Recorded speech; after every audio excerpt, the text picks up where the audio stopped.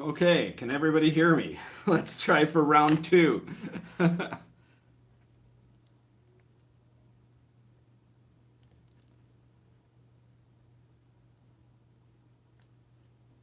Hello, everyone. Thank you for coming over here. I don't know what happened there. Maybe somebody's right. Maybe mentioning that certain virus made the whole thing crash. That's kind of crazy. I mean, that's never actually happened before. I've had lag before, but never the whole thing crashing. Um, you can all do me a favor. I'm sure there were some people that were watching it, maybe didn't get the link. So take a second, go on your social media and share this link to any groups or people that you think are going to be interested in joining us in the live stream here. I'd really appreciate that if you could. Thank you. I'm just going to light my pipe again because in the chaos of my live stream crashing, it went out. Desconocido 94, muchas gracias. Por supuesto lo podrás mirar después, pero por favor compartí el link. A little bit of Spanish there. Remind you all that I'm Latino. Right, so for the rest of this video, I'm going to take a hint from one of our posters here, Jeremy Griffin, and we're going to be calling the certain virus Corrosion, which makes me sound like such a weeb, but okay.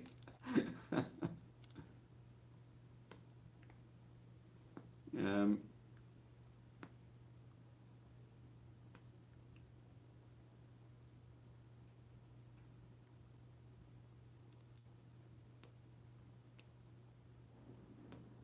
let's take a look here at some of your comments.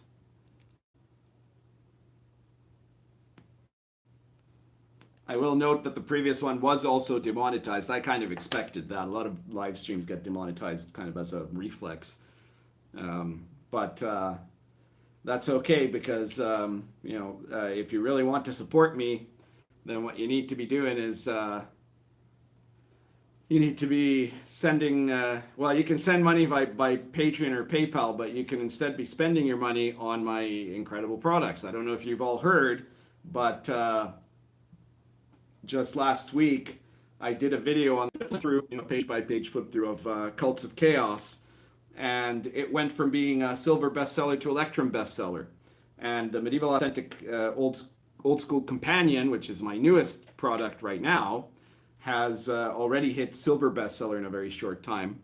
So we're doing real good, and I really appreciate it. I want to thank everybody who has picked up an issue of RPG Pundit Presents or bought Lion and Dragon or any of my other game books, because it really has made a difference. I mean, I notice every time I just release a video, I see a bunch of sales, and I know those are sales because of the timing that are from people who watched my video just then and said, yeah, I like this, I like his stuff, we're going to buy your products, and so that's great. I really thank you for that.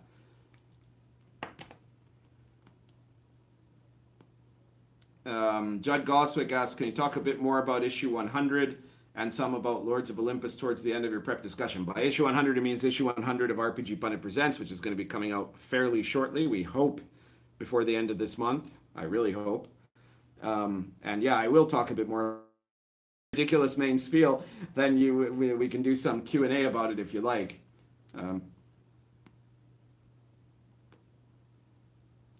Let's see what else we've got.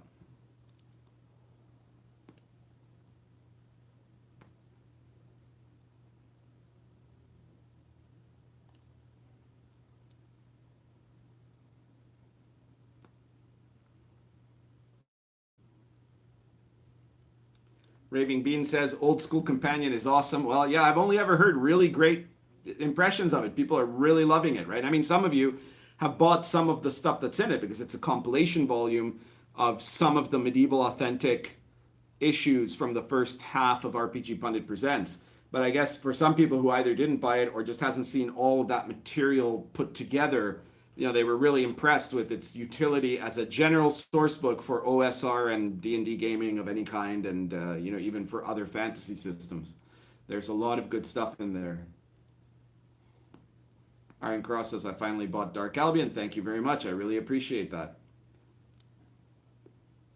Well, we're up to 50 people watching now, so I'm guessing that the links have been working, so I appreciate that too. And I guess I should get started again. So, for the second time in the evening, hello, this is the RPG Pundit, the final boss in Internet Shitlords. And today, I'm asking what's worse, D&D Twitter or the Corrosion virus? We'll see if that fools them.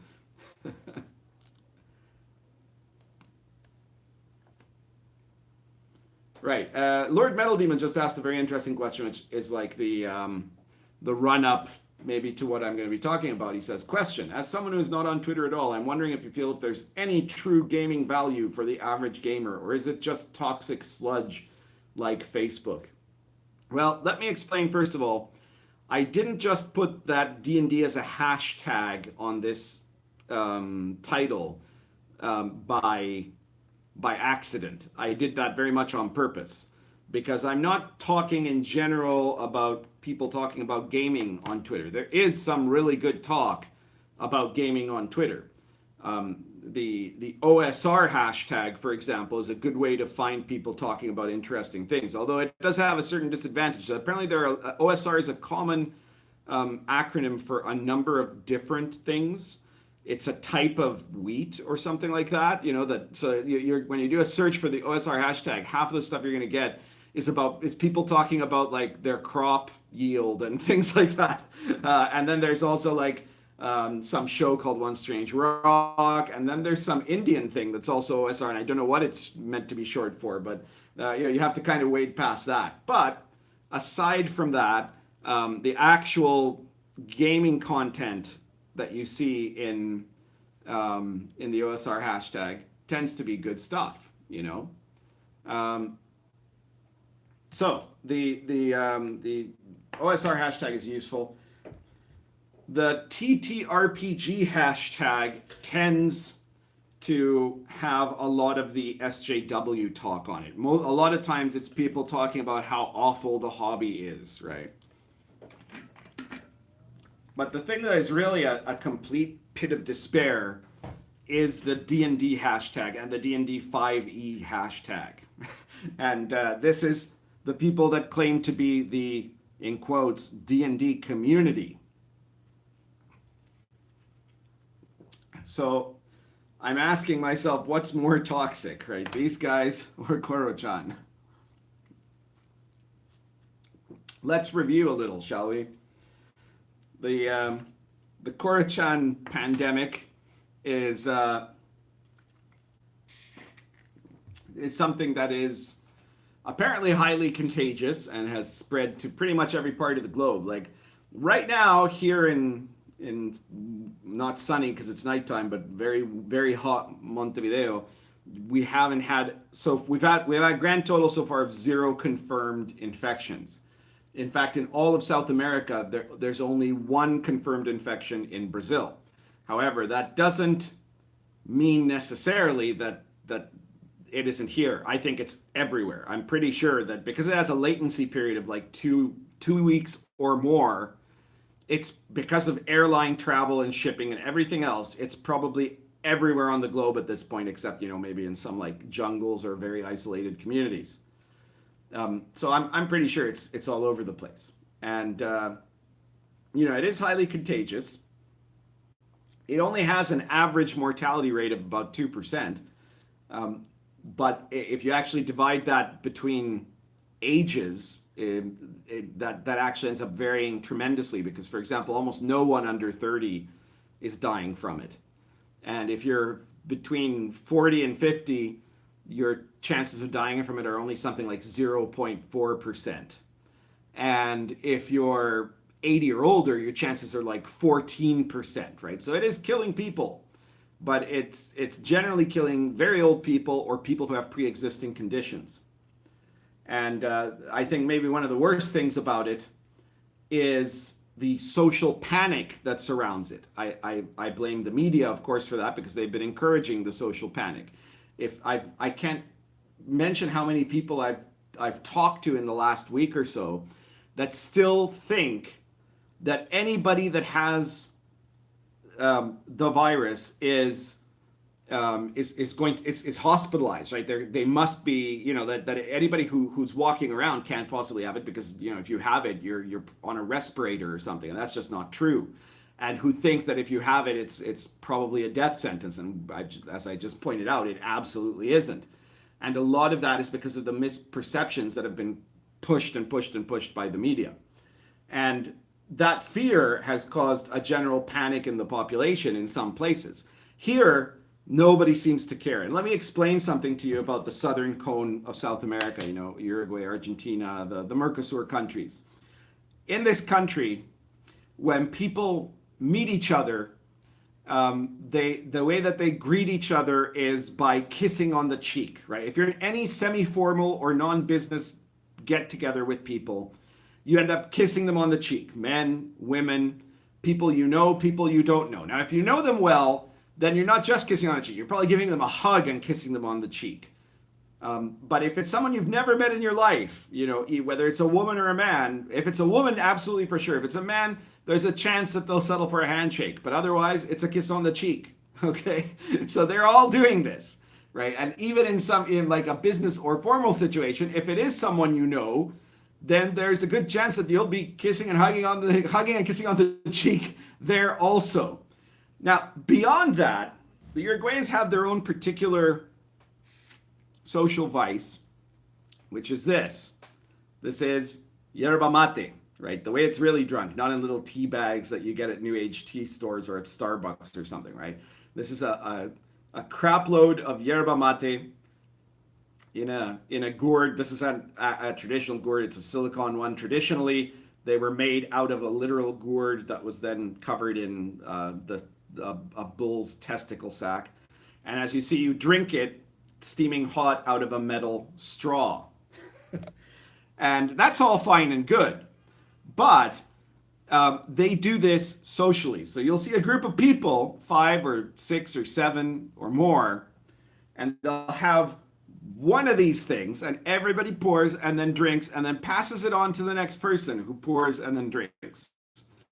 So this is a country that is either going to be completely immune because any possible contagious disease they've already developed super immunity to, or everybody here is going to get Corrosion. Everyone. But they don't seem particularly worried, right? There hasn't been any kind of panic. There hasn't been any kind of price gouging.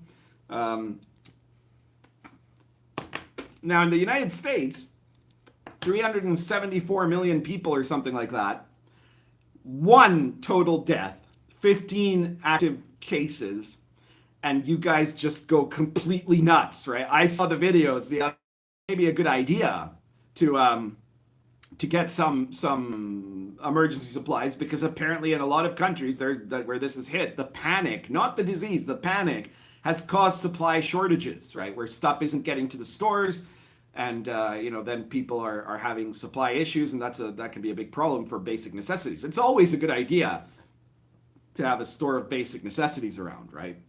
But it's nuts. And in Italy, where they've cordoned off certain cities, there's these viral videos. If you haven't seen this, you need to watch it because it's crazy, of like Italian dudes beating the crap out of each other in a supermarket over the last bag of spaghetti or whatever, and just the hysteria, this kind of apocalyptic hysteria that is completely unproportional to the level of what the disease is about. It's really, it's crazy, but it's crazy because a bunch of people had a vested interest in hyping it and did so, and then a bunch of people fell for the panic of it. Now, what does all this have to do with D&D Twitter? Well, D&D Twitter is kind of similar in some ways, right? D&D Twitter exists only on Twitter. Luckily, it can't literally be infecting other areas, but it has been figuratively infecting other areas.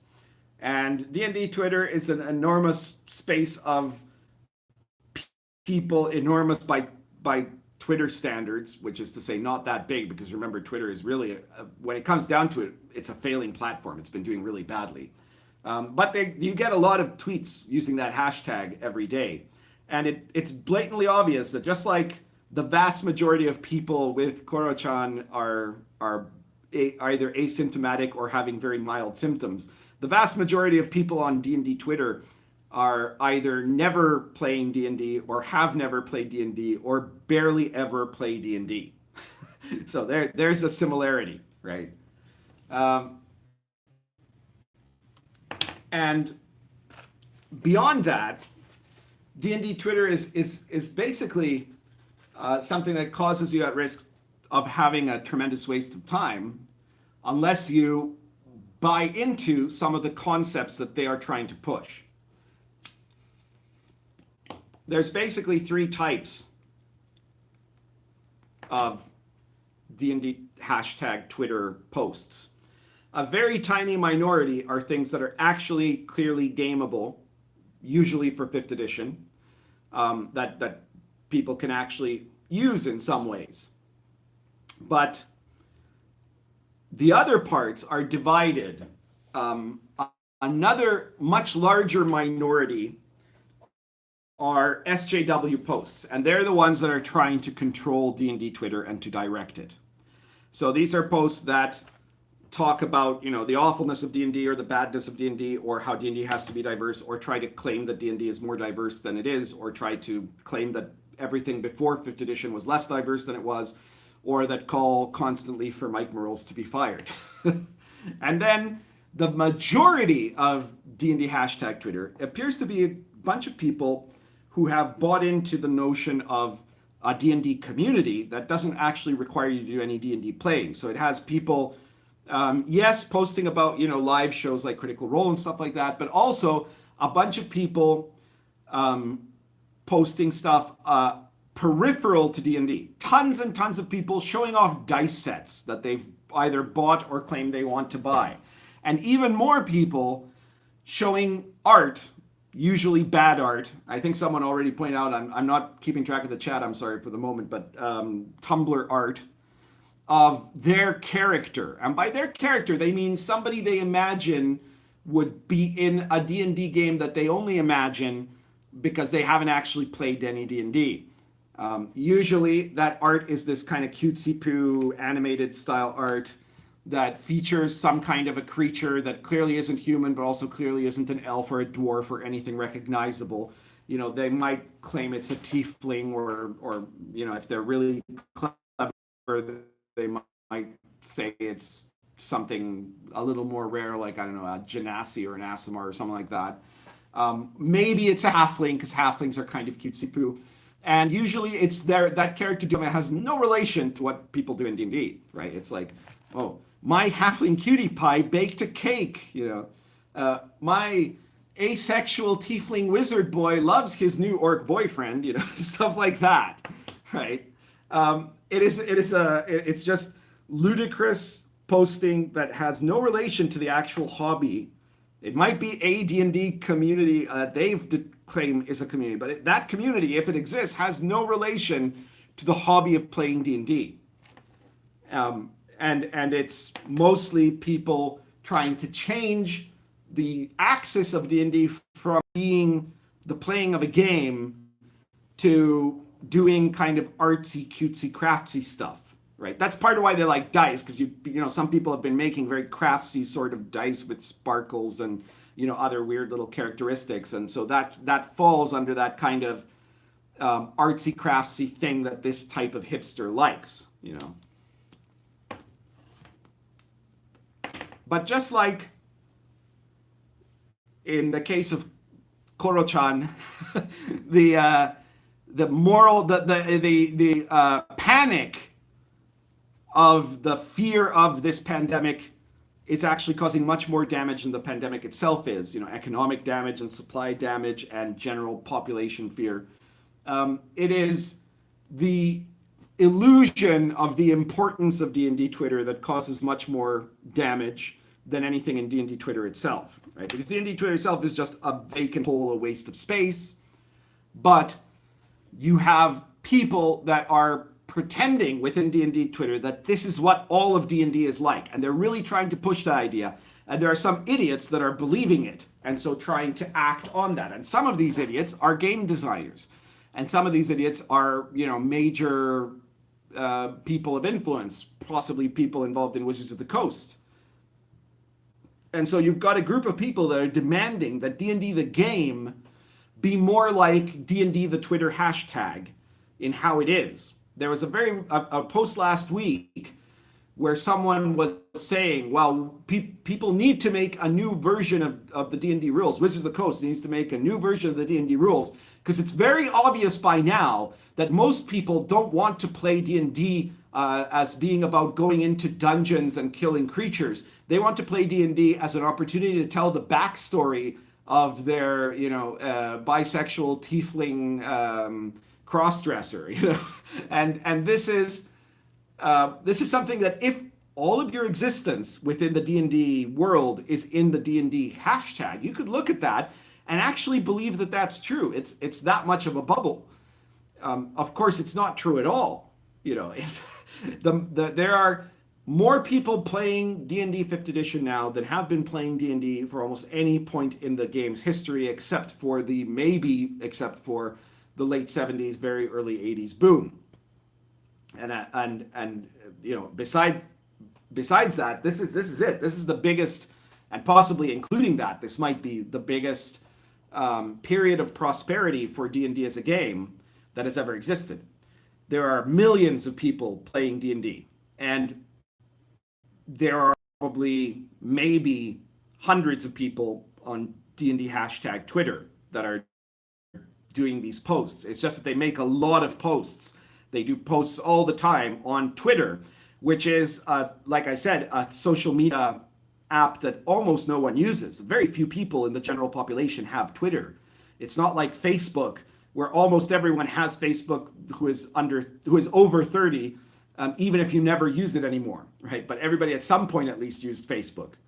It's not like YouTube that literally everybody watches. Twitter is, however, an app that has been particularly appealing to certain groups, which includes, journalists and political ideologues, politics wonks. That's what drew me into it. I joined Twitter, around the time of the last American election because I knew that was where the action was happening. So, there's no question that it is good at that. There are very small apps, social media apps that punch above their weight in very specific subcultures. Mewe, for example, has, in my opinion, taken the place of Google Plus as the place to go for really good groups and chats about the RPG in general, but especially the OSR. If you're not on Mewe, you need to check it out. But the one other group that is obviously very big there within that context of political ideologues are SJWs, and in particular SJWs wanting to influence popular culture. Unfortunately, game designers are also people who will tend, even if they're not in that SJW class, they will tend to be kind of present there. And enough of them are present, obviously, in major parts of the gaming hobby to then take the stuff that is from D&D Twitter and convince people. And if you've got someone who has no idea how much punch Twitter really has or hasn't, and people tend to think of it, along with Facebook and YouTube as an equally big thing, right? In fact, it isn't, right? I'm pretty sure that Instagram is a lot bigger than Twitter, and probably Snapchat is too. I don't use either of those, but I wouldn't be surprised that if it was a lot bigger, right? But people have this idea in their head. Part of it is because every single reporter is on Twitter, so Twitter gets a lot more attention than what an app of its size would normally get. And it's old. It's been around for a long time. So what that means is that there are people who are going to be able to go to a boardroom in Hasbro and say, look at all of what people are putting in social media, by which they only mean Twitter, about how people play D&D. We need to change the game. It isn't supposed to be about dungeon crawling. It's supposed to be about telling the interesting backstory and having random conversations with a group of non-human, non-elf, non-dwarfs that are cooking something together in a kitchen while they try to run a little store in a medieval, Renaissance fair land or something like that, right? And expressing their sexuality. That's the kind of stuff that the impression of D&D Twitter has. But none of these people are doing that, right? They're games. Most of them aren't playing games. And when they are playing games, they're probably playing the very conventional games. And most people who are playing D&D games aren't on Twitter and don't play like that, right? The average group of teenagers, of adults who play 5th edition D&D are playing it not much different than everybody has always played D&D. Even the Critical Role influence, which is much bigger, I'll admit, than the D&D hashtag Twitter influence, is not extremely widespread, right? There is a fanatical cadre of people who are really into Critical Role, and it has certainly brought some people involved in the hobby, though the majority of people there don't, the majority of people into Critical Role don't actually play, but a sizable minority have tried playing, and we've talked about the Mercer effect and stuff like that in other moments. But even then, that's not how most people play 5th edition. And also, though, if you look at the successful live stream shows, that isn't how, the D&D Twitter appearance of how people do D&D is not how even they do it on Critical Role live streams, because if you tried to make a D&D live stream that was like what D&D hashtag Twitter was like, it would fail miserably. No one would watch that. So my conclusion is that there is as far as pandemics go, I don't want to downplay the significance of Corrosion, right? It certainly is a serious problem. And yet, in fact, in spite of people laughing at Donald Trump about this, a lot of what he said in his press conference is absolutely right. The main thing is wash your hands. If you're sick, don't cough on people, right? Be a little bit cautious about infection. Avoid being in large public gatherings if it's not necessary, and take care of yourself, right? And this thing probably will be going away by the end of April. This is a typical thing that happens with these sorts of epidemics, right? It might still be getting bigger right now, but in 2 or 3 or 4 months, it will start dying down, just like SARS did, just like MERS did, just like any of these sorts of epidemics that do, just like the seasonal flu does every single year, right? That's part of the cycle. And people were criticizing him on that, but it's absolutely true, right? I mean, of course, we know that there are a large number of people in the United States who currently believe that 1 million deaths would be a very small price to pay if that would be the end of Donald Trump's presidency, right? So we've got people, right now they're trying to claim that Trump isn't taking Corrosion seriously, but if they see that's not going to work, and it's not, then pretty soon you're going to get a lot of these same people essentially, not literally and openly, but in essence and in the way that they post, they're going to be cheering for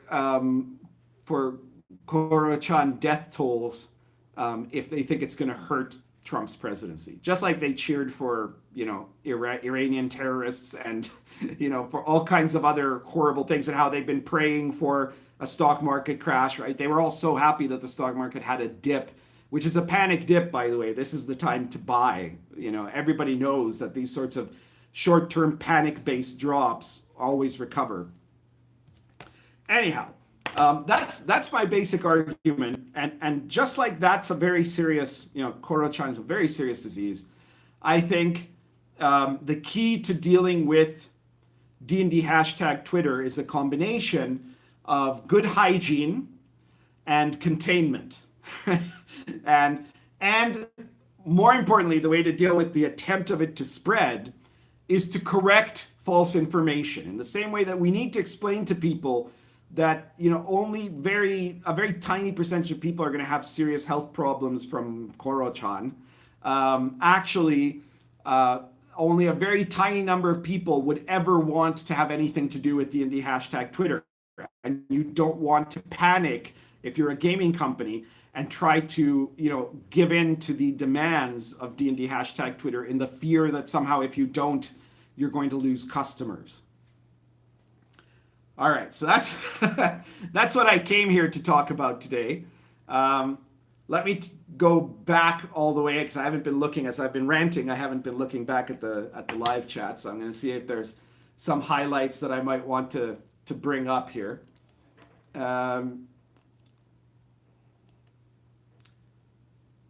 Let's see. Amuro0079 says, if D&D Twitter is a medical emergency, can't we just let it die on the operating table?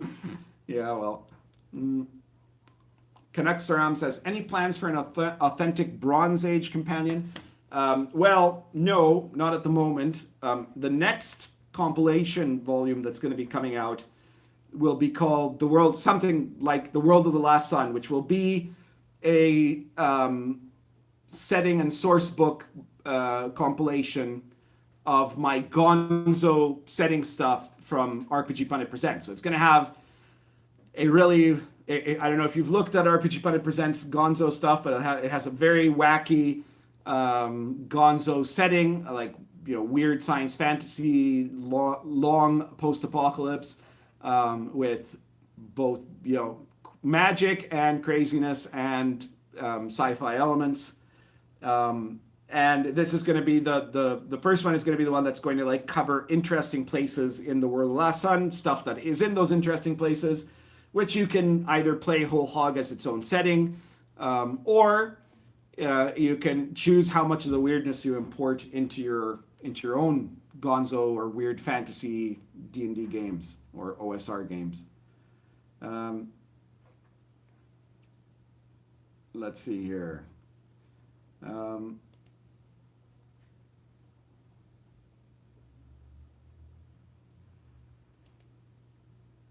I'm not going to mention anything about Sky Pups on my chat because I'll get in trouble.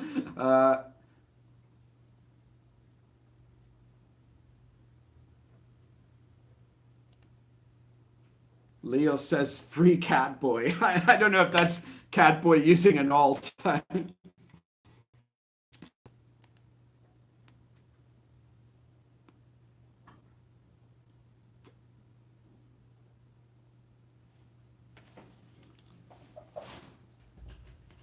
Dave Credit says, a doctor friend of mine says if he could be sure to get it, that is to say, Corrosion,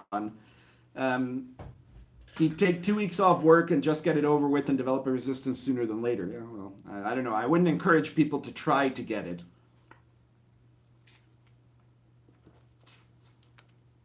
And doctors seem to be in a pretty tough environment when, that. I certainly sympathize with all the medical professionals that are having to deal with this situation.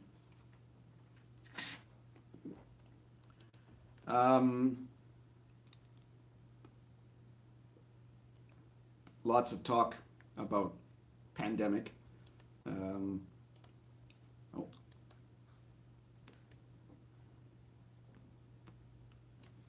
Desconocido 94 says people are buying all the masks and gas masks only because of the media. It's sad. Yeah, you know what? It's actually generally not a good idea if you're not sick to wear a mask. Doctors and medical professionals need those masks, and the sale to the public gets in the way of that. It can cause scarcity, which is a huge problem for the medical professionals. And unless you've been trained in the proper use of those kinds of industrial N95 masks, you're probably going to wear it wrong. It has to be fitted to your face. If you have a beard, first of all, even a relatively moderate beard like mine currently is. I used to have a really long beard, but then it's going to be very difficult for it to actually fit properly, so that it really will be contained.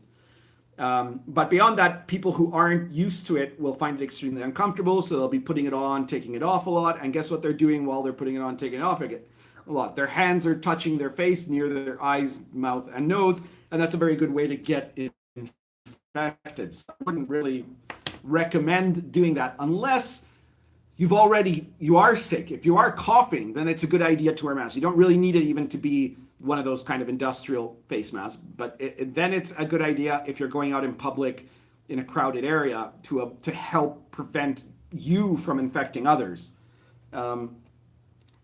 Or maybe if you're traveling in a very compact area for a very long time, like maybe if you're going on a long plane trip, but not even a short plane trip.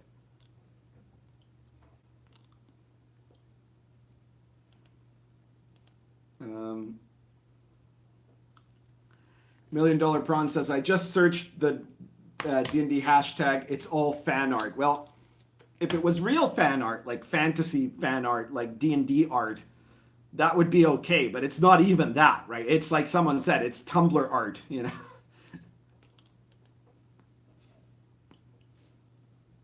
Space Dinosaur says, why do leftists love tieflings so much? Well, I'm sure a lot of you guys are much more social conservatives than I am. And I suspect for some of you, the answer might be something like, oh, it's because they're half demons, you know? And this is the witch test in action, right? People that want to play a half demon, it's because they're denying Christ or something like that. I think it's because it's for the same reason that lefty type people love vampires. It's not really about the evil, but it's because it's a creature that is supposed to be powerful and yet misunderstood and rejected by the world, you know, and yet at the same time incredibly pretty and sexy. You know, that's what they like. They like to feel like this. That's why White Wolf products were so successful, is because it tapped into the desire of kind of artsy goth types to imagine that by birth and through no effort of their own, they're incredibly special, magical people that don't have to do anything to earn that specialness, and that the common masses could never possibly understand them. And if they reject them, it's because they envy their specialness, you know. I think that's why leftists in particular, like tieflings so much.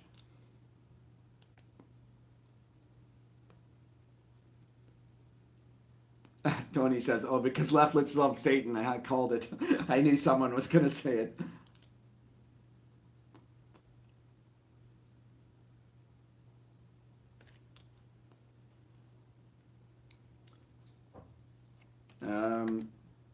Lots of great comments here, guys, but I've got to try to get a little, I want to try to catch up, you know.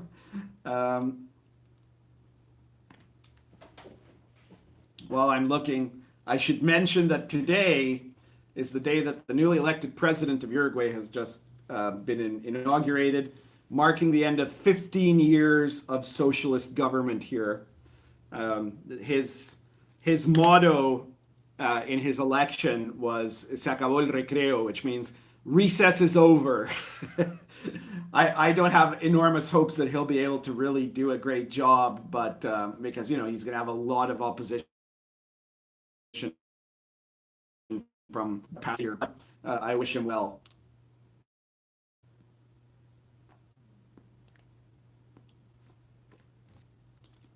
People in the US keep, you know, mainly the ethno-nationalist crowd keeps saying that Latinos are somehow genetically inclined to be leftists or something like that, and that means that the demographic is destiny nonsense, that it makes it impossible for, you know, that because of immigration and what have you, it'll mean that inevitably the U.S. will turn socialist or something like that. But that's just not true. You know, like tell that to the millions of people who voted for Bolsonaro.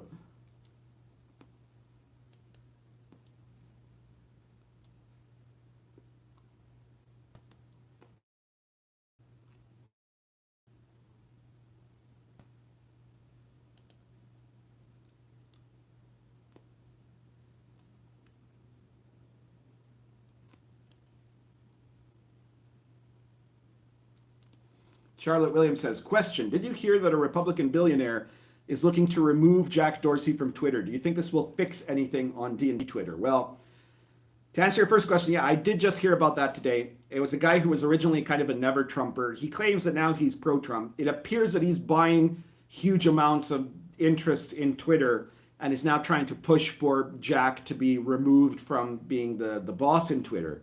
I don't know if that by itself is going to necessarily change anything, right?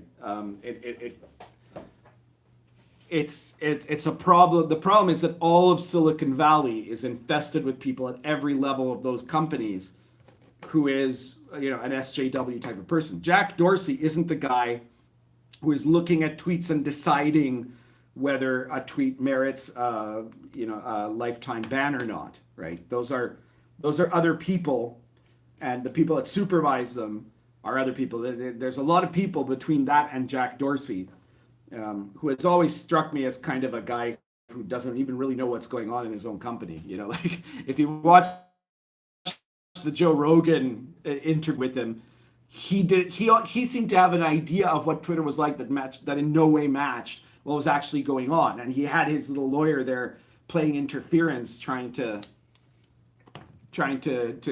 both maintain the illusion that Twitter was a free speech area, while at the same time defending the mass censorship of conservatives. So I don't know if that by itself would necessarily change anything. Now, of course, if you put in a CEO who is an actual, very dedicated free speech person, and that guy went on to put hard policy, hard rules, clear rules that made it impossible for there to be this double standard of moderation between the left and the right, then that could change everything. But that would be very hard. I'm sure it would require an awful lot of people currently working for Twitter to be let go or fired, or made irrelevant.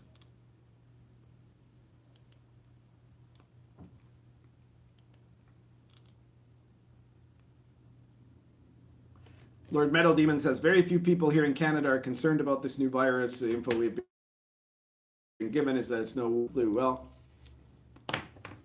yeah, I guess. I don't know. I'm not in Canada at the moment, but from what I've heard from a lot of Canadian people, is that there are people that are quite concerned, especially in certain areas. I think especially in, for example, the Toronto area, where, Toronto is one of the places that actually has immigrants, usually relatively well-to-do Chinese immigrants, they're and that are generally very well regarded in Canada. I mean, Canada is generally very welcoming of all kinds of people, but that because they regularly interact, go back and forth, a lot of them, and so on.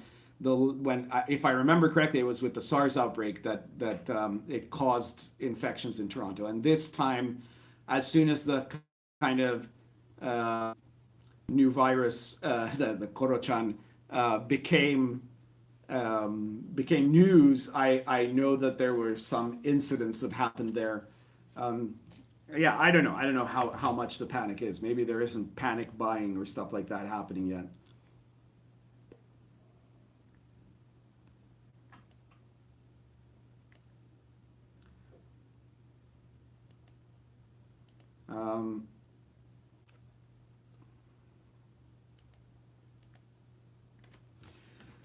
Aaron the Pedantic says Sargon, that is Sargon of Akkad's game, is a good time. I recommend it because he does live streams of just him and his friends playing RPGs. He says, I recommended Lion and Dragon to him, but I don't think he saw it. Well, I have to tell you, Aaron, that the person who plays Bill the Elf from my DCC campaign actually went to this most recent Sargon event that happened yesterday. He's actually in England right now. And so he, the one where there was Sargon and what's his name, Zuby, the guy that just got temporarily banned from Twitter, and some other, stars of the intellectual dark web. And he told me that he was going to try, I don't know if he managed to do it or not, but he was going to try to tell Sargon to run a Lion and Dragon campaign where they're crusaders fighting against witches. And of course, if that were to ever happen, it would be a really good boost for me, no question about it. So everybody try to tell Sargon about Lion and Dragon and recommend that he get Cults of Chaos and run a campaign of him and his friends hunting witches.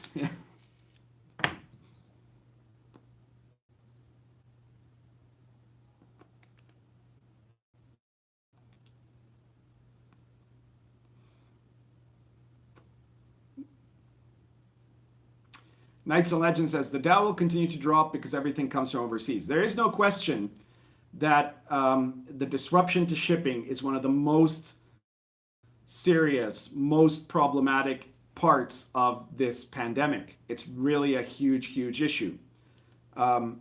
It's something that is an artificial occurrence. Like part of it has to do with how China has reacted to the virus, and part of it has to do with general fear.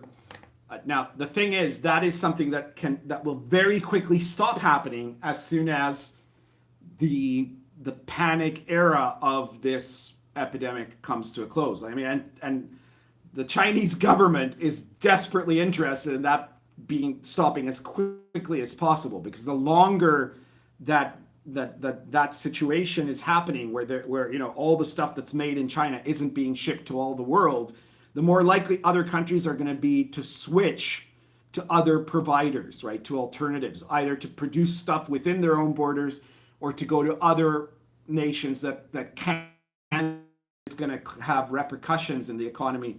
There are billions of dollars in loss involved here, but I don't think it is. It's not a long-term crisis unless something else happens.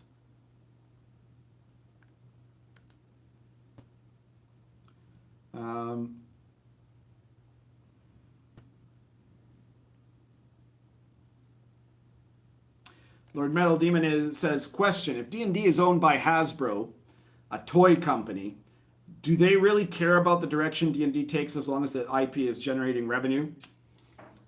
Well, that's a very interesting and somewhat complex question, because in one sense, it's actually, you're actually right. The bigwigs that will D&D, or more directly, does Wizards of the Coast in general, and does D&D as one of their products, make them money? The problem is they also don't know what will or will not make them money. So if a bunch of SJW middle managers from Wizards of the Coast could go to the Hasbro bigwigs and tell them, look, the only way we're going to keep making as much money as we're making is going to be if we switch and go, full SJW on the next edition.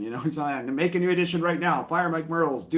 Make the all asexual tiefling edition of D&D 5th edition. And a lot from what we've seen the same thing happening with other large companies, including other big game companies and obviously Hollywood. There is a tendency to just fall for it. And then, of course, they don't make money; they go broke.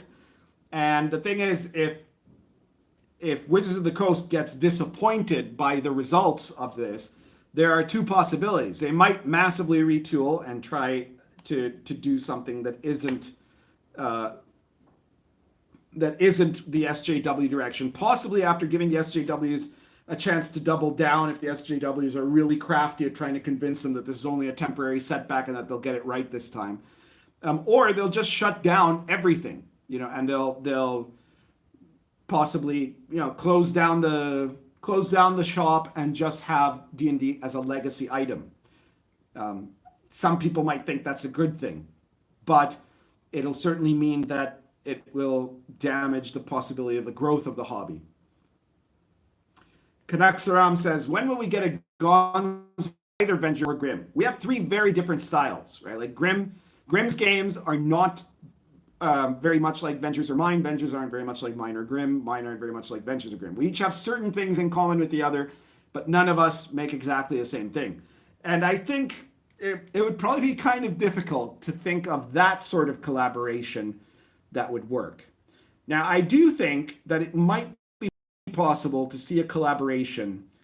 Something I would be open to, for example, would be if I had a book that I was writing, to have either Venger or Grimm, who are publishers, remember, I am not a publisher, doing the editing and layout and production of that game.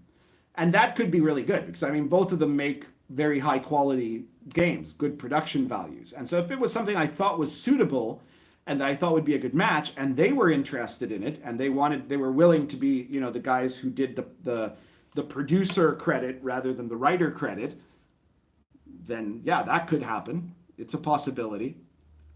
Tony X Cancer says, "Yo, pundit, do an episode on tactical combat, please." I don't know exactly what you mean by tactical combat. I think I'll need some elaboration on that. Maybe I just don't do tactical combat. I'm not sure. I'm not a miniatures guy. Let's put it that way. Geeky Bugle says, "You need a series on how to write Gonzo adventures." Well, I've written a lot of Gonzo adventures. You can get a whole bunch of interesting Gonzo adventures from RPG Pundit Presents. And remember, if you want to support me, purchase some RPG Pundit Presents issues. If you want a really good Gonzo adventure in the RPG Pundit Presents series, there's the Half Sunken Temple of Nudist Mutant Island, or At the Darkness, which involves the players going into a demon-infested realm on a quest for the mythical advanced magic missile spell. There's lots of other ones that I've written that are quite good. The Saga of the Green and Blue Mutant Chiefs, and lots of stuff like that. Against the Marauders, that's a funny one. But I don't know how good I would be at advising on how to write Gonzo adventures. It's tricky. I don't know. I'll think about it. I'll think about it if there's something I think I can share about it. But it's kind of a weird art. I'm not sure how I manage it, to be honest. Maybe some people, tell me what you think of my Gonzo adventures. Maybe they're not good.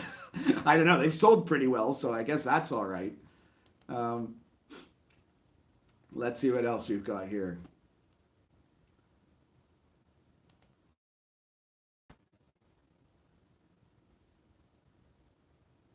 Raving Beans says, SJWs like Tieflings, Furbolgs, Kenko, Dragonborn, whatever those cat people are too, and any other weird monster race. They won't play humans or elves or halflings because of white patriarchy. Well, it's funny, but it's also true. I mean, I've done videos where I've talked about this, right? Is that part of what the postmodernist movement that is within the SJW and infestation of the RPG scene wants to do is remove the Western mythological hero's journey and all of those aspects from the game. They don't like that because they don't like what it says. They don't like the morality of it. They don't like archetypes because they don't believe in archetypes. They don't like moral absolutes because they don't believe in moral absolutes. And so, it doesn't appeal to them to play those races because they represent things that they're looking to destroy.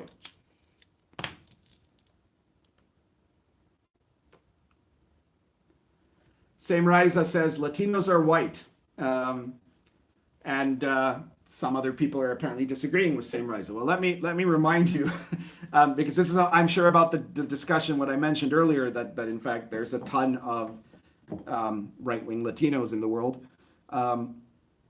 And that Latinos are as likely to be right as anybody else. I'm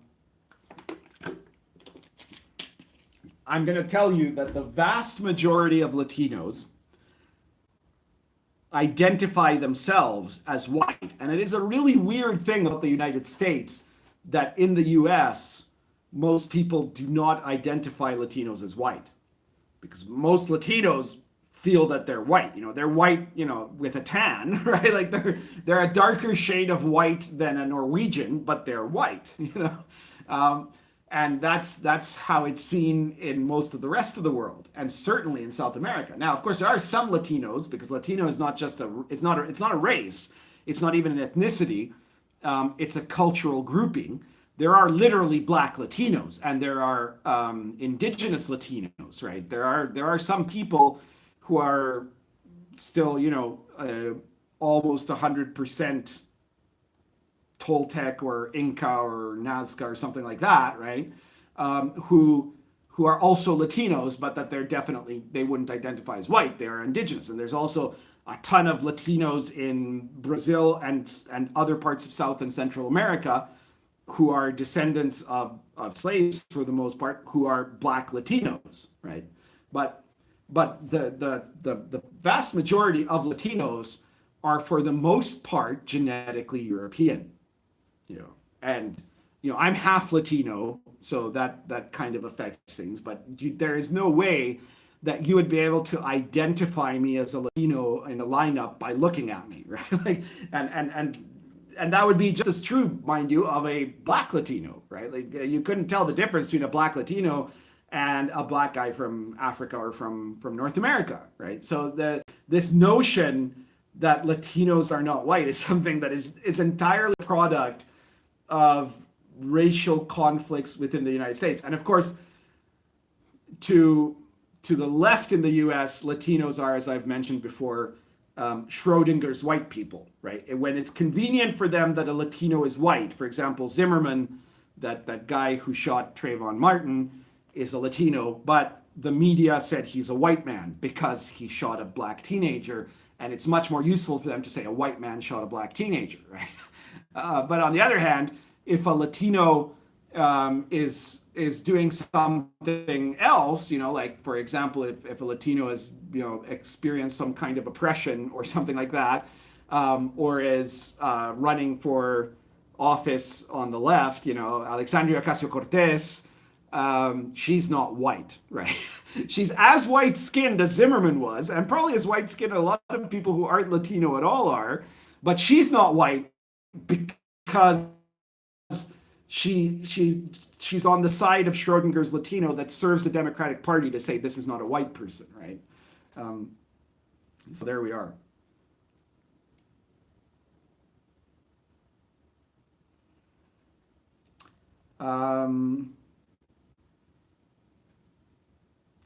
I don't know. I don't. Somebody here posted that Brazilians love Bolsonaro but hate Trump. Same Riza. Maybe Same Riza is Brazilian. I'm not sure. That hasn't been my experience, though. I've spoken to a lot of people, including family members of Bolsonaro's, but a lot of other people who are supporters of Bolsonaro in Brazil, who are also real big MAGA people, albeit from the sidelines, but what have you.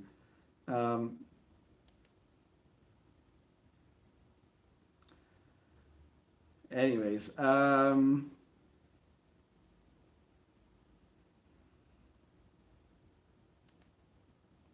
let's see what else we've got. Aaron the Pedantic says, Bill saw Sargon. Holy shit. Yeah, I know. Like it's so funny. I would love to see a game with I'm sure. I mean, obviously, if I would have to really think about my policy of never doing live stream gaming if I was invited to game with Sargon of Akkad, right? But I would almost be very tempted to suggest that instead they take Bill the Elves player play, because that guy's just so amazing. Him playing a crusading witch hunter in a lion and dragon medieval game, it would be so good. I don't know. I'd be worried. I'd be worried for Sargon. I'd be worried that they'd ban him or something. Bill does not have any, that part most of us have in the brain, even me, that make us hesitate and think about what we're about to say. When Bill is gaming, in real life, he's one of the nicest, friendliest, most helpful, most polite people you can imagine. But when he's in a gaming mode, that thing is gone, right? That barrier just does not exist, which makes him fantastic as a player, at least, especially in a gonzo game.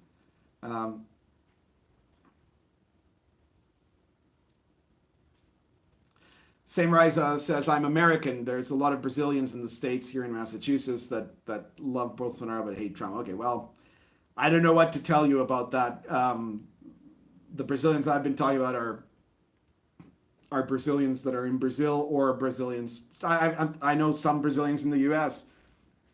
who are also very pro-Trump. But like I said, it varies, right? Like, there's just like it varies with every demographic, right? And let me point out 40% support of Latino citizens, right? A 40% favorability rating. That is, by Republican standards, unheard of, right? And it's just, it's because he's done the right things. Pandering is not the right thing for Republican to do, right? People were convinced that, Mitt Romney trying to speak Spanish or something like that, or having, I don't know, he had a cousin or something who spoke Spanish or whatever, that would somehow win hearts and minds and not look like ridiculous pandering, right? Middle-class Latinos care about exactly the same thing that middle-class white people care about. And working class Latino American citizens care about the exact same things that working class white American citizens care about, you know. And we'll have, as assuming that the approach doesn't insult them, we'll have the exact same reactions to any given party. That's an interesting point also that I wonder if we're going to see now that there is strong evidence that Trump is gaining in both Black and Latino demographics, how long Democrats will be able to resist attacking those demographics. We've already had an incident where on CNN, this one commentator said that every Black person who's supporting Trump should be ashamed of themselves, and that they're, you know, they've been describing them as traitors, right? And you know, I'm firmly of the conviction that the moment Donald Trump won the 2016 election was when Hillary Clinton said deplorables. You know, that word changed everything. And I think that Democrats are going to get increasingly angry at what they imagine to be their, in quote, minorities not behaving the way they tell the minorities to behave. And that's going to lead them to act in very stupid ways that are going to alienate more minorities. So all the Republicans have to do is not alienate minorities and just treat them like they treat everybody else. And you're going to have a winning formula there. All right, anyone got anything else to talk about in gaming terms here? Because I do like the politics talk, but I'm sure that only some of the percentage of people listening right now, and I'm glad to see all of you watching, are really interested in that part of the discussion. So let me know if there's something else you want to talk about. Same Marissa says, the Democratic Party has always been racist. Hillary Clinton and Joe Biden were mentored by a former member of the KKK. Yes, that is true. But they've also always been able to, very effectively able to present the right sort of pandering to their minorities, right? And now that's you know, I think for a long time, a lot of minorities were convinced that the other party had nothing to offer them. And all Trump did is he said to these people, look at what 50 years of voting all Democrat has done for you. Is that really the best that you can do? You know, that's the argument you want to make here. And to the Latino citizen community, say, do you really want unlimited immigration coming to your neighborhood? Because Mexican legal immigrants or Mexican American citizens by birth or other groups of Latinos in the United States that live in Latino communities know exactly what kind of people are the ones that are crossing through illegally in large numbers, right? You don't have to tell them about that, right? They know what that means, right? And they know what an untrammeled, unrestricted, uncontrolled immigration does, and does to their neighborhoods first. That's why, and you know, Democrats are stunned immigration, you know, crazy, right? Like that's why. It's because, you know, these people know what it means.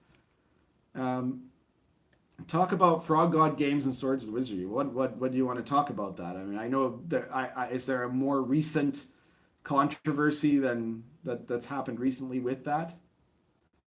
Bruno Ferreira is talking about the Love Cleric, which is the close. Released a Love Cleric class breakdown that had the power to seduce people and make them attack a target, and D&D Twitter went nuts and called it literal rape. Well, this is a big thing that SJWs have in general. It's they did this in comics too, where, you know, mind control they define as a type of rape. You know, I think this is like someone campaigning vigorously against, you know, intermarriage with aliens, right? You're arguing about something that doesn't actually exist, right? And so it's very ridiculous because nobody's going to get mind control powers from playing a love cleric. You know, it's going to get real life love spells, right? And at the same time, there's a huge cultural history, in all mythology, in all the world of this kind of enchantment, love spells, love magic, and all that sort of stuff. So not, trying to claim that just having that by itself is rape culture is absolutely ridiculous. I don't know if there's much more to say about that, because I can't imagine anyone here defending the notion that it isn't absolutely ridiculous, right?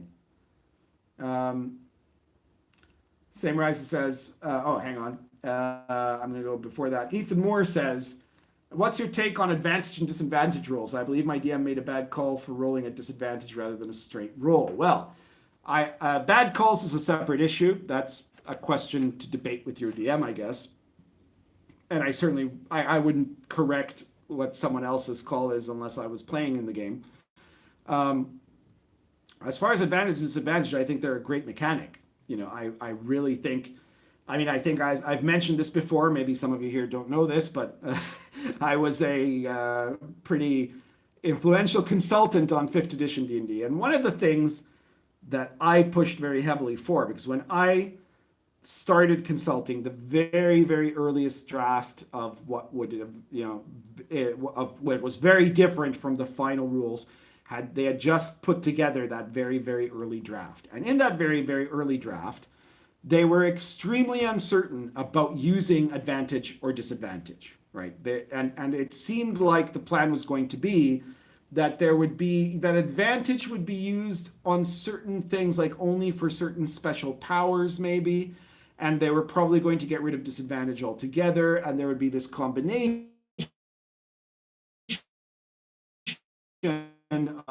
plus fixed modifiers like +2, +4, etc.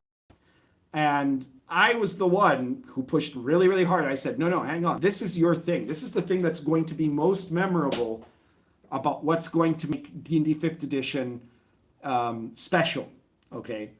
This is something that is not going to necessarily piss off anyone, but that is going to make 5th edition seem like something distinct while still being absolutely D&D. And I really, really, really advise you to figure out the right way to make it that advantage and disadvantage should be used in everything, okay? So this is what one of the things that I really had a very strong stance on during the process of my consulting. Same Riser says, I'm trying to make a D&D setting based on the medieval caliphates. Interesting topic. Any advice going in? Well, which caliphate are you talking about? Because the first problem, that's like saying, I'm trying to make a D&D setting based on medieval kingdoms, right? Like you can say that, but it's super, super generic. And maybe it's even way more generic to say medieval caliphates, because obviously the medieval caliphate in Spain was nothing like the medieval caliphate in Baghdad, and neither of those were anything like in the Ottoman Empire, or in Egypt, so. What I think that, first of all, what you really want to do is some very basic research, right? You can start with Wikipedia. I know some people don't like Wikipedia, but I always recommend it as a starting point, and then do some more research on that matter. Just kind of look at what the research says and see how you can gamify that, right? And focus only on the parts that you find really intriguing to port into your D&D setting.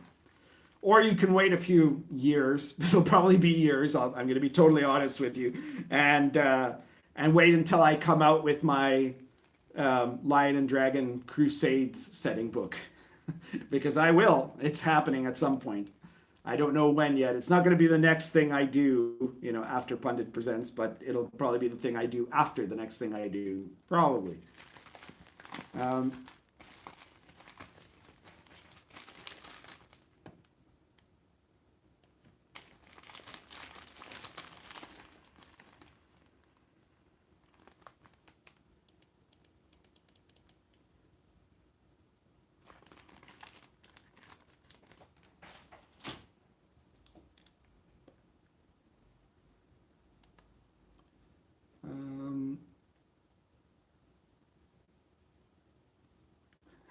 Shot says, I just saw this was live. Well, congratulations. Welcome aboard.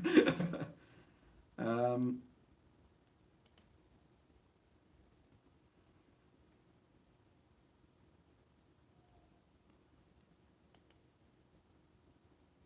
Shot says, advantage and disadvantage replacing so many modifiers was a huge mistake. Well, I mean, obviously some people feel that way. I mean, I didn't use advantage and disadvantage in Lion and Dragon because I feel it's a very 5e thing and not really an OSR thing. But I think it's actually something that tremendously simplifies one of the trickier parts of the game, which is working out what the modifier is for something, right? And it means, and one of the things I like about advantage and disadvantage is that it means the DM can call it as he sees it. He doesn't need to try to look up on a table and add this minus that or this and that, right?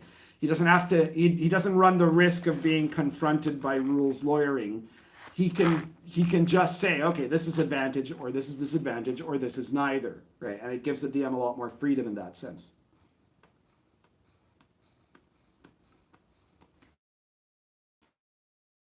And the RPG pundit consulted on 5th edition. Oh, darn it. Almost knocked over the whole thing. That was me, not Big Ungus.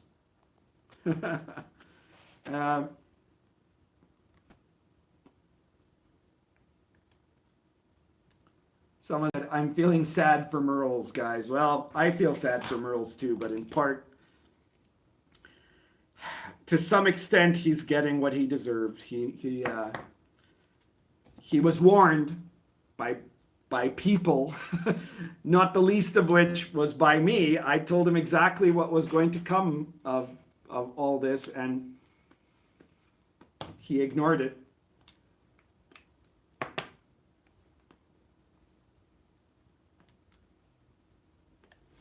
Lord Meldaven says, question, what aspect rule do you think should have been removed from 5th edition before it was released? Answer, the short rest.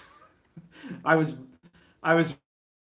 really opposed to the default level of near insta healing that you get in the new edition.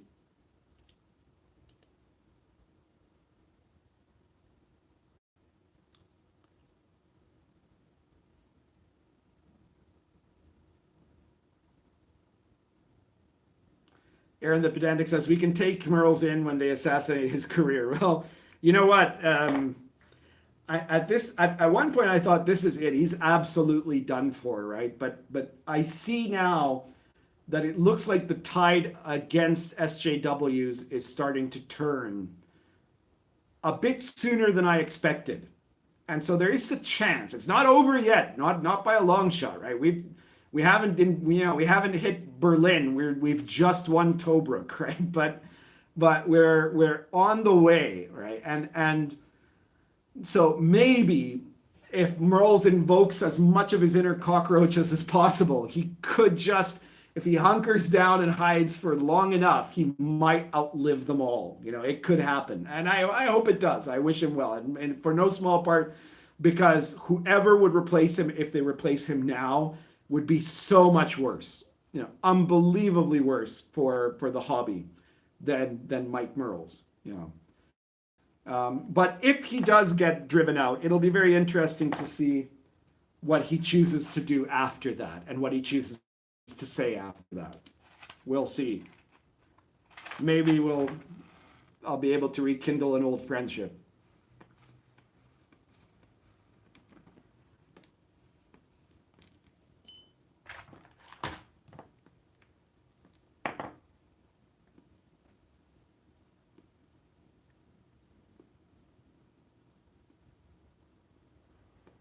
Bruno says, Pundit, what do you think about Chris Perkins? He doesn't sound so bad. I saw some of old games. Well, I'll start by saying I don't know Chris Perkins. He was not with me and Merles in our correspondence during the consultation. He was someone, down below writing up the stuff that we were talking about, So I have no firsthand knowledge of him. I don't know if he's any better really than Jeremy Crawford. He might be. but I'm fairly convinced that he's, yeah. If I had to guess, and it is only a guess, so I'm not being definitive here. If I had to guess, I would think that Perkins is probably much more of a true believer SJW than Merles is.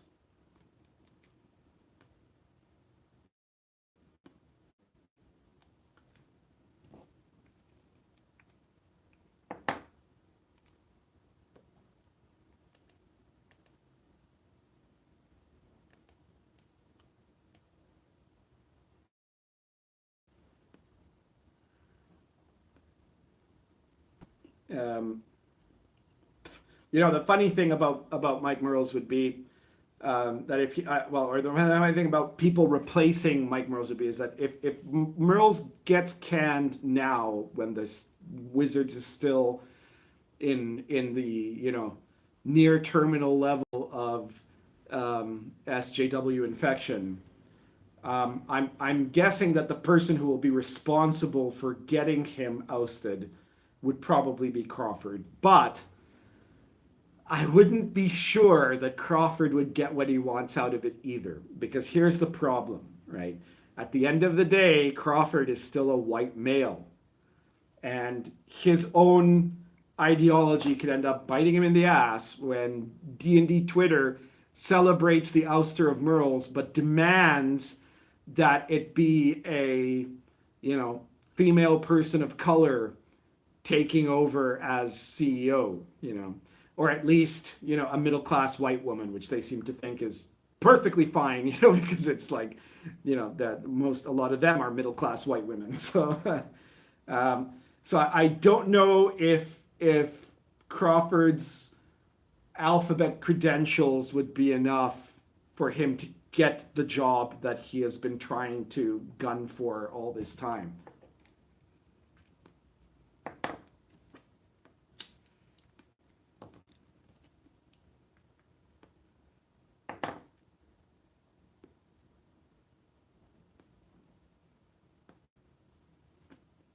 Actually, it would be really, really funny if, like, Satine Phoenix ended up becoming the CEO of Wizards of the Coast.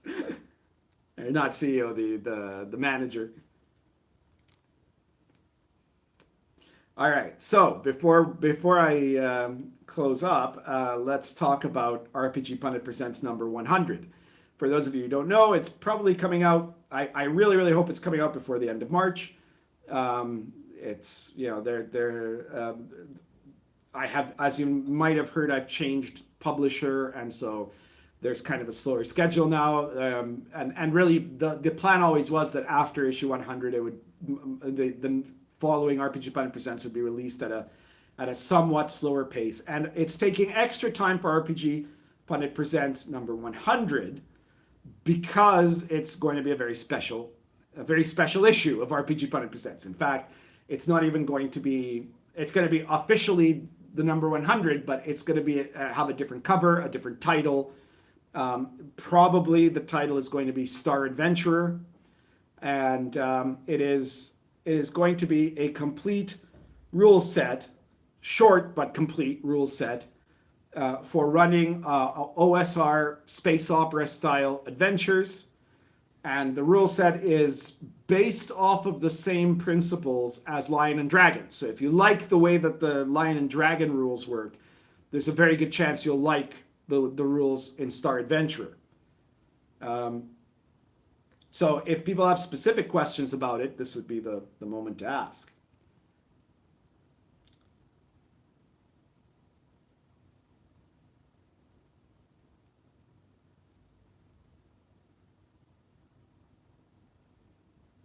Samuel Roberts says, Wizards of the Coast went woke, Paizo went woke. Is there any big publisher not woke left? Well, Steve Jackson Games is probably not woke. Steve Jackson is a hardcore libertarian. And, when there was this issue with the Fantasy Trip box set and all that stuff, and Frog God Games, Steve Jackson Games stuck to their guns. And Corrosion is definitely woke. Judd Gossick says, other than Star Wars, what other sci-fi influenced my book? Well, a big influence on my product is really classic Star Wars, especially kind of A New Hope, and the in general kind of the late 70s sci-fi feel, right? So almost all the stuff that was the space opera derived from Star Wars, plus some influence of the pre-Star Wars stuff, right? Like, so there is some element of like the sci-fi stuff you see in the sci-fi episodes of Doctor Who from the 70s, Space 1999 and that sort of thing. And then otherwise there's, definitely the Star Wars influence, the kind of Battlestar Galactica influence, and, the influence of all the kind of really cheesy Star Wars knockoffs that happened in that era. So I think that's kind of the main drive for that. And game-wise, obviously one of the things that it's definitely an OSR book. It's in no way based on Traveller or anything like that. But obviously Traveller is itself an influence in the sense of the inspiration of trying to capture that same sort of excitement. And to a lesser extent, sort of Star Frontiers too, right? Those are the sort of games that I like and had kind of in my mind at the time that I was doing this. Without a doubt, probably the main influence is like the 1977 Star Wars movie, right? Like that was the thing that most drove it.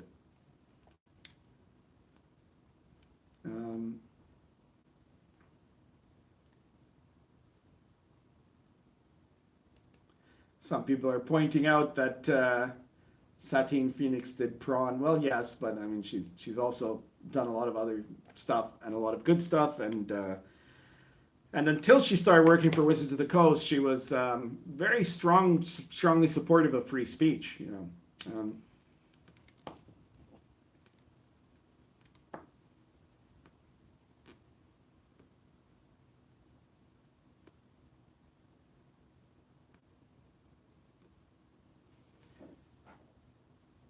Knights and Legends says, I'll never go woke, 100% free of social pressure. Well, yeah, I think less and less people are going to be going woke now, because even the people that are kind of inclined towards it are starting to realize that there's no money in it. And the ones, as soon as the parasite offices get removed, right? As soon as you can't make money out of being a woke supervisor because nobody wants to hire you for that anymore. Alexander Macris, obviously, he's a big anti-woke guy too, and a fairly big designer. And I heard he's about to come out with a big new product. So keep your eyes open. I think he's maybe this very week, perhaps, is going live with a brand new Kickstarter. So everybody keep watch for that. Alex Macris is I've never worked with him in an RPG capacity. I have nothing to do with whatever he's doing with RPGs right now, but he was my boss when I wrote for Defy Media, and great guy.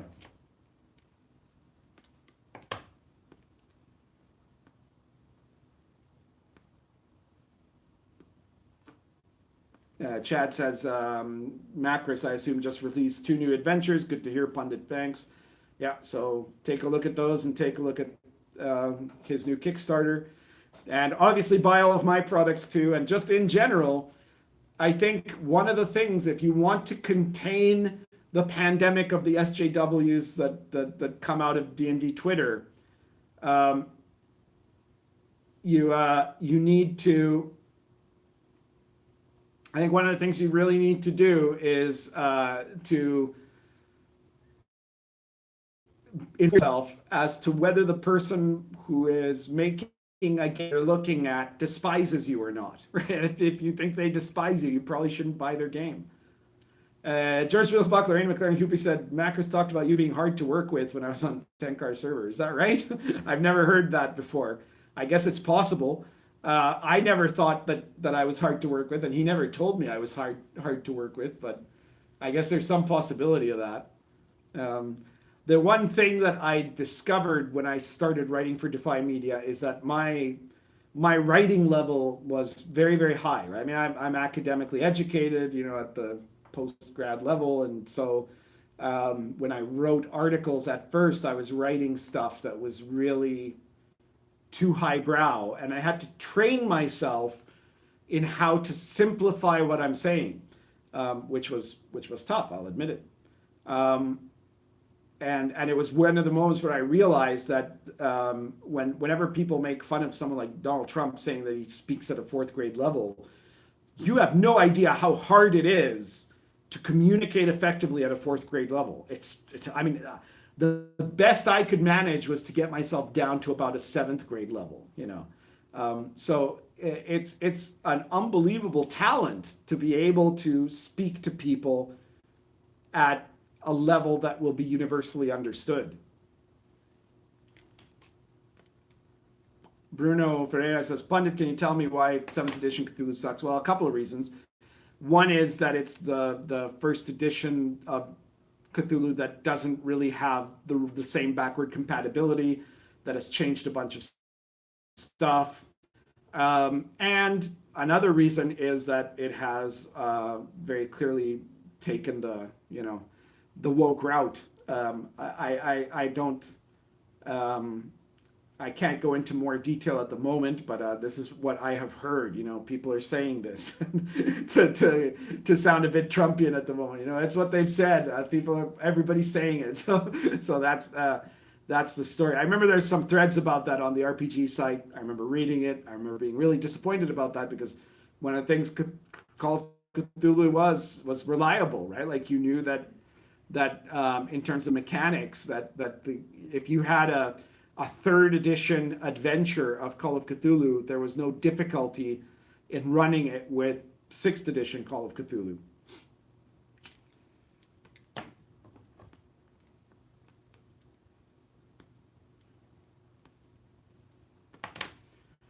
Anything else to talk about, or anyone have any other questions about my RPG Pundit Presents product, or any other questions for me?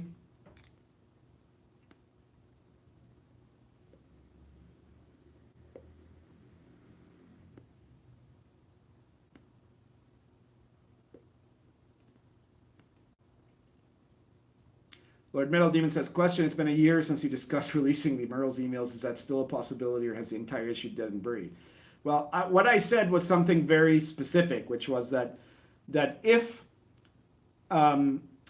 see, that was at the time that the whole Zach S thing happened, and there were a lot of people putting tremendous pressure on Wizards of the Coast to remove Zach S's credits, his writing credit in the D&D book. And there were a bunch of people who were also demanding, you know, as the SJWs tend to do, when someone does something really bad, they try to get a whole bunch of other people who have done nothing wrong and lump them in the hopes that those people will also get censored. And so they're trying to demand that his name and my name be removed from those credits. And I said that, you know, to the effect that if Wizards of the Coast did that, then I would be looking at legal action, and that I also still have literally hundreds and hundreds of emails between myself and Mike Merles that show just how involved I was with the creation of D&D 5th edition. But of course that isn't what happened. Wizards of the Coast instead did an ass-covering maneuver, which was that they just decided to remove the consultant's credit. So they removed every consultant's credit. They removed that whole section from the credits, which included my name, but it also included, you know, what's his name? S. John Ross and Kenneth Haidt and Jeff Grubb and various other people who had also been listed as consultants. So it was a way that you know, Zach couldn't say that it was a specific attack on him. It was just a publishing decision. And that's fine. Okay, fine. I don't agree with removing the credits because, I mean, it's like you're trying to, that's like Stalin removing someone he killed from a picture, right? Or getting rid of all copies of a picture that included a bunch of people because it included one guy who is now unpersoned by the state. But it also wasn't something where they specifically tried to say that I am some kind of an evil person on a level equal to Zach, right? So Therefore, I'm not gonna, I'm not planning to do anything about that because fine, there's nothing to be done about it. Of course, I do still have those emails.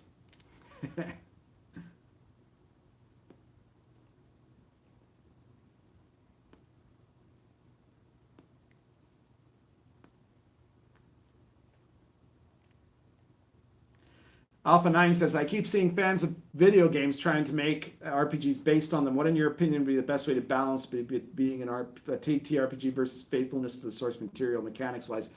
I'm probably the worst person to ask that because I don't play any video games at all except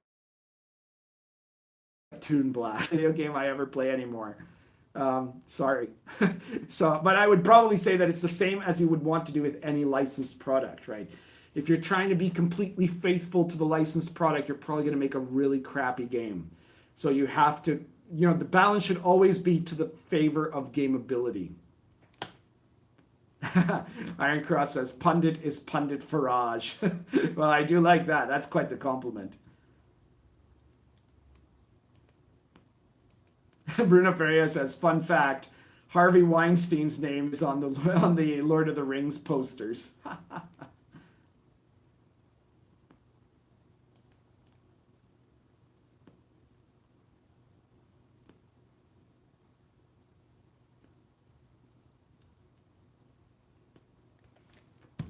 Someone says, if you release the email you get in the news, you sell more products. Okay, yeah, but I wouldn't do that just to sell more products.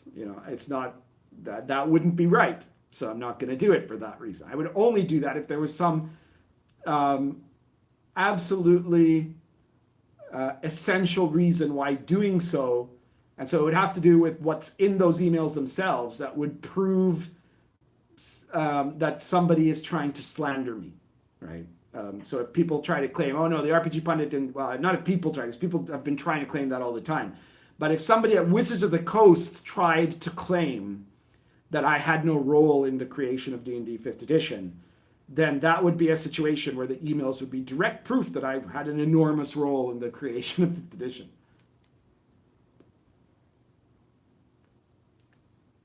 Again, it is literally hundreds and hundreds of emails back and forth between me and Zach.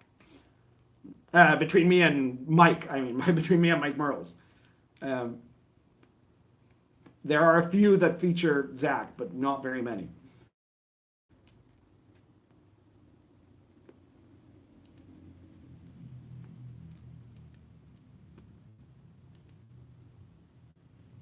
George Riddlebach, Lorraine McLaren, Hoopy. What's the best Terminator RPG?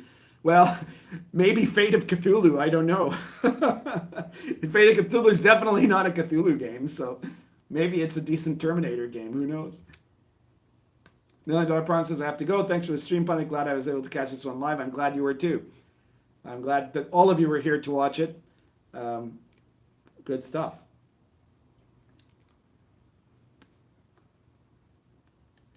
Pundit Assange. That's good too. Whether it's Assange or Farage, they're guys I strongly admire for their convictions. Craig Steech says, there are pocket nukes of proof against false claims. You don't just throw nukes all over the place when you got them. Exactly. That's exactly right. Lord Meldeming says, thanks again. People like these live streams. The last one I did had huge views by a live stream standard. I mean, most live streams tend not to be as viewed as normal videos in any YouTube channel, which is why a lot of big YouTube stars make a completely separate channel for their live streams. I haven't bothered to do that because, of course, I'm flying by the seat of my pants here anyways. I just do whatever. But the last one had really, really great views, and it was like the longest one I ever done. It's longer than this. It was 2 hours long. So really surprised by that, but I'm really glad that people get drawn into it, and I'm glad that this time it's still working. George Riddlewalk, Lorraine McKilling Hoopy asks, didn't Zach also get employed by Defy Me? Yeah, he did. He was employed to do, what's it called? The D&D with Porn Stars video series. And then when that was at one point negotiated, money was exchanged and things like that, he suddenly turned around, accused Macris of being transphobic for hiring someone for the Every Joe website, which is a completely different website that had made some comments of whatever. He just decided to sacrifice that, maybe because I know he'd already got the money, maybe he'd already spent the money, who knows. I can't say what was going on there. But for whatever reason, it's very clear he didn't actually want to do those videos. Zach is desperate to get SJW credentials, which he's never going to get because they hate him. But maybe he thought it was a good tactic to try to throw Alexander Macris under the bus in order to try to win brownie points with the SJWs. It didn't work for him, but yeah, that's what he did.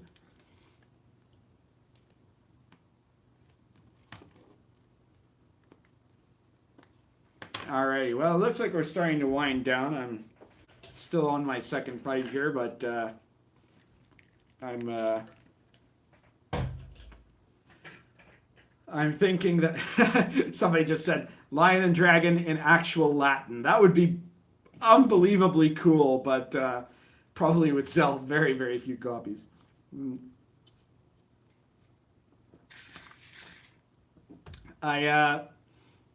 I want to thank everyone again who's been on this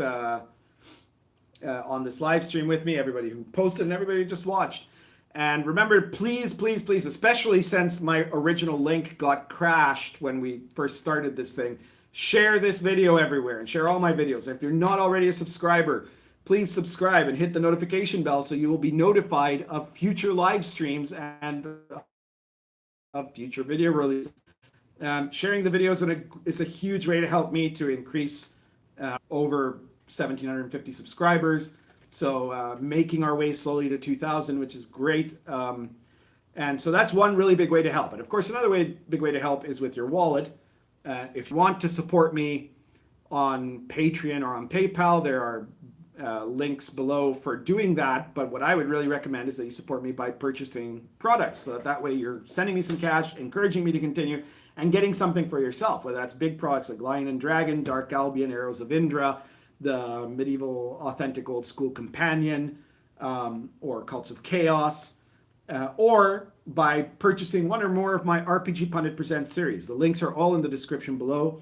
And the RPG Pundit Presents series has, at this point, 99 issues, which are all, they're all short source books, ranging up to 30 pages long, priced anywhere between like $1.99 to $4.99, and they're all OSR material, but a lot of them can also probably be used in other systems. There's a lot of stuff that is kind of setting neutral. There's adventures, there's source books, there's weird fantasy and gonzo stuff, and there's lots of medieval authentic stuff that you can use to add medieval authentic elements to your game, either of Lion and Dragon or to your traditional OSR or D&D game. Lots of medieval authentic adventures and weird fantasy adventures. There's going to be something in 99 issues that you're going to find interesting. So be sure to purchase, and that way you're getting something and I'm getting something too, which I think is the best way to do it.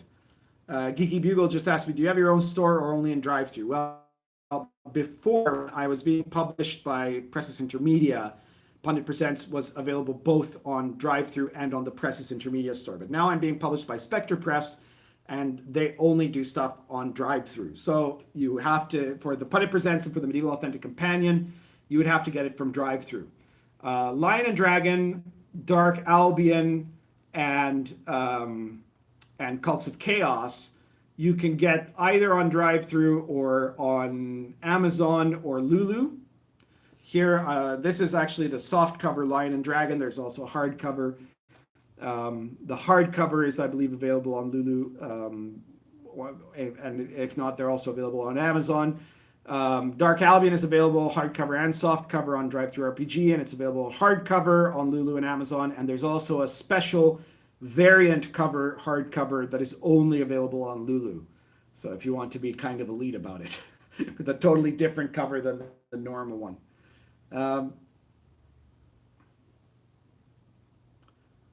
Chad asked me, will there be a collection of your Gonzo DCC setting? Yes, I mentioned earlier in the video, maybe you got here a little bit late.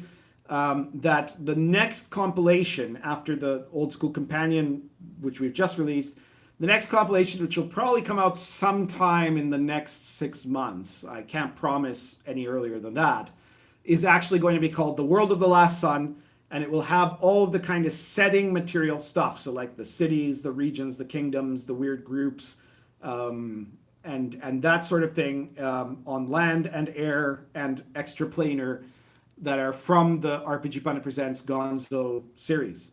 So it's going to be a really good book for giving you either a setting that you can play directly or that you could apply to other stuff. Craig Steech says, the big takeaway of the night says, odds are as good as Terminator RPG that I can use the new Call of Cthulhu rules to do an Age of Empire 2 tabletop campaign. All right. So I guess that's it, guys. Thank you so much for watching.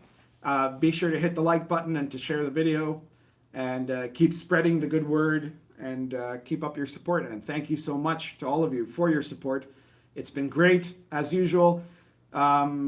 Sometime in the next 2 weeks, like probably 2 weeks from now, there'll possibly be either another live stream of mine or possibly another